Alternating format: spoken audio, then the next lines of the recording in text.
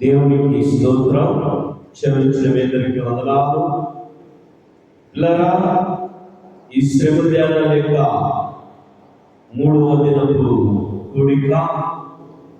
ఈ కూడికలో దేవుని యొక్క వాక్య ధ్యానాన్ని మనం ధ్యానం చేసుకున్నాం. యోహాను సువార్త 1వ అధ్యాయము 29వ వచనం చదువుకుందాం. యోహాను సువార్త 1వ అధ్యాయము 29వ వచనం చదువుకుందాం. ఇదిగో లోక పాపమును మోసుకొని పోవు దేవుని గొర్రె పిల్ల. చూడండి, ఇదిగో లోక పాపములను మోసుకొని పోవు దేవుని గొర్రె పిల్ల. ఈ మాట యోహాను తెలియపరుస్తూ ఉన్నాడు సువార్తలో. ఇదిగో లోక పాపములను మోసుకొని పోవు దేవుని గొర్రె పిల్ల.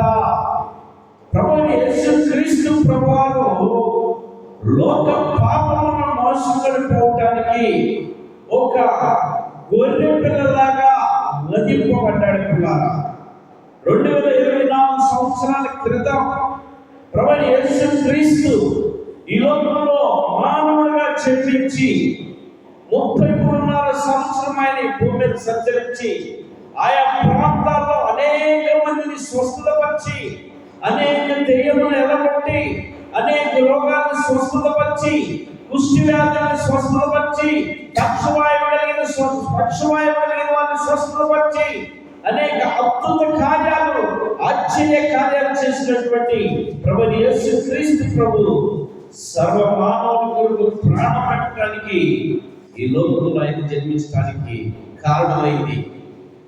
యేసు ప్రభు శిష్యుడైనటువంటి యోహాను తెలియపరిచినటువంటి మాట, లోక పాపములను మోసుకొని పోవు దేవుని గొర్రె పిల్లగా. నిజమే, వధకు సిద్ధమైనటువంటి గొర్రె పిల్లగా ఆయన వధకు సిద్ధపడి తల వంచి ఆయన వధింపబడ్డాడు. పిల్లలా, ఏ రీతిలో వధింపబడ్డాడు చూడండి. శిలువ మరణంపై ఆయన మధ్యాకాశములో వేలాడుతూ, తలకి మొండ కిరీటము, ఆ చేతికి శీలలు, కాళ్ళకి శీల కొట్టించుకొని ఆ మ్రాన్ మీద ఎలాడుతూ, నా ప్రియమైనటువంటి వాళ్ళారా, ఆయన ఒక ప్రజలందరినీ చూస్తూ ఆయన తెలియపరిచినటువంటి గొప్ప మాట, తండ్రి వీరేమి చేస్తున్నారో వీరెరుగరు గనుక వీరిని క్షమించు. చూడండి, లోక పాపములను మోసుకొని పోవు దేవుని గొర్రె పిల్ల.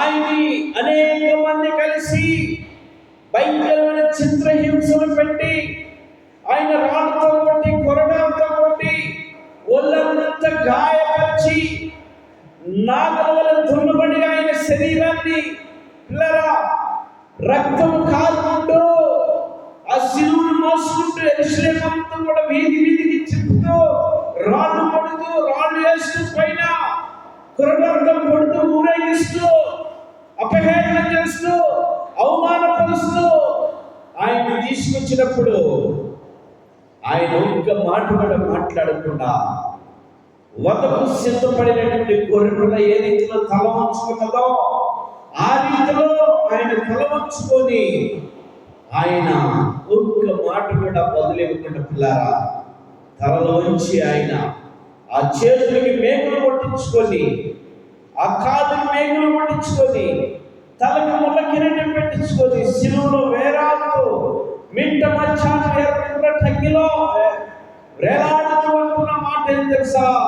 తండ్రి వీరేమి చేయించున్నారో వీరెరుగరు గనుక వీరిని క్షమించు. క్షమాపణ పిల్లారా, క్షమించాడు. చూసారా ఎంత క్షమాపణ, ఎంత క్షమించే హృదయం.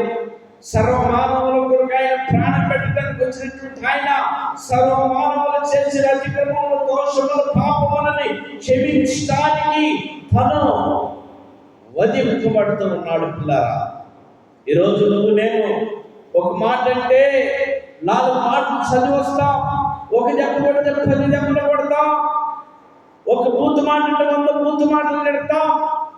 అలాంటి ఉన్నటువంటి పరిస్థితి. చూడు, నీ కొరకు ఆయన శ్రమ పడ్డాడు, నీ కొరకు ఆయన తన రక్తాన్ని కాల్చాడు, నీ కొరకు ఆయన తన చేతిలో మేకులు పట్టించుకున్నాడు, నీ కొరకు ఆయన తన తలకు ముళ్ళ కిరీటం పెట్టించుకున్నాడు, నీ కొరకు ఆయన తన పాదములకు మేకులు పట్టించుకున్నాడు. పిల్లల నడి మిట్ట మధ్యాహ్నాన శిలువ మీద వేలాడుతూ ఆయన పలుకుతున్నటువంటి మాటలు ఏంటో తెలుసా? తండ్రి, వీరేమి చేస్తున్నారు, వీరెరుగురు కనుక వీరిని క్షమించన్నాడో తెలుసా? ఈ లోకం పాపమును మోసుకొని పోవడానికి వచ్చాడు కనుక ఈ లోకంలో ఉన్నటువంటి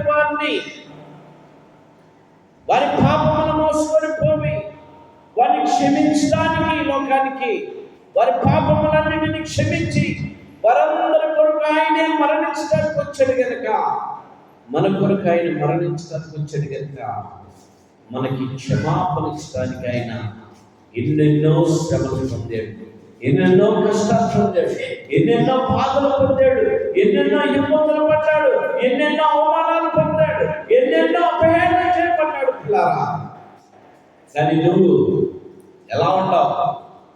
గుండ్రాయి లాగా ఉండవు, రాతికి చిక్కిలిగిలా అన్నట్టుగా ఉండవు. నీ కొరకు ఎన్నో శ్రమలు పడినటువంటి ప్రభువైన యేసుక్రీస్తుకి ఒక్కసారి నువ్వు ఈ శిలువ ధ్యానాల్లో జ్ఞాపకం చేసుకోగలిగితే, నిజమే ప్రభువా, 2025 సంవత్సరాల క్రితం నా కొరకే కదా ఈ లోకంలో నువ్వు శ్రమ పడింది, నా కొరకే కదా ఈ లోకంలో నువ్వు సిలువేయబడింది, నా కొరకే కదా మరణించింది, నువ్వు నా అతిక్రమముల నిమిత్తము, నా పాపముల నిమిత్తము కదా అని పిల్లరా ఆ ప్రభువుకి ఒక్కసారి నన్ను మొరపెట్టావా? ఆలోచించే